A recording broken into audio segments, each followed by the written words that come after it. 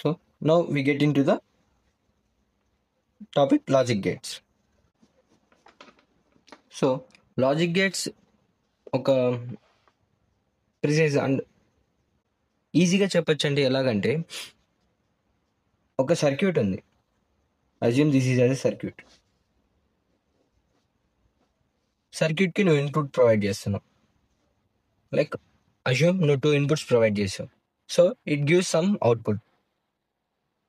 ఇదొక అప్పుడు ఏం జరుగుతుంది, ఇక లోపల అనేది సమ్ ఆపరేషన్ అనేది పర్ఫామ్ అవుతుంది, whatever it may be. So ఇక్కడ మనకి డిజిటల్ ఎలక్ట్రానిక్స్ కాబట్టి, లాజిక్ గేట్స్ కాబట్టి ఇక్కడ 3 ఉన్నాయి మనకి. ఏదైనా ఆపరేషన్ కానివ్వండి. సో ఇది ఒక ఆపరేషన్ పర్ఫామ్ చేస్తుంది. So based upon input provided, నువ్వు ఇన్పుట్ ఇస్తే అది ఒక ఆపరేషన్ పర్ఫామ్ చేసి నీకు అవుట్పుట్ అనేది వస్తుంది. ఇక లాజిక్ గేట్స్ అంటే ఈ సర్క్యూట్స్ ఏం చేస్తాయంటే నెంబర్ ఆఫ్ ఇన్పుట్స్ తీసుకొని నెంబర్ ఆఫ్ ఇన్పుట్స్ తీసుకుంటాయి. అంటే ఇట్ మే బి 1 2 3 4 ఎన్నైనా ఇన్పుట్స్ ఉంటాయి. అవుట్పుట్ అనేది 1 ఉంటుంది. సో ఈ సర్క్యూట్ని ఒక గేట్ అంటావు. ఒక ఇన్పుట్స్ ఉండి 1 అవుట్పుట్ వస్తే అదొక గేట్.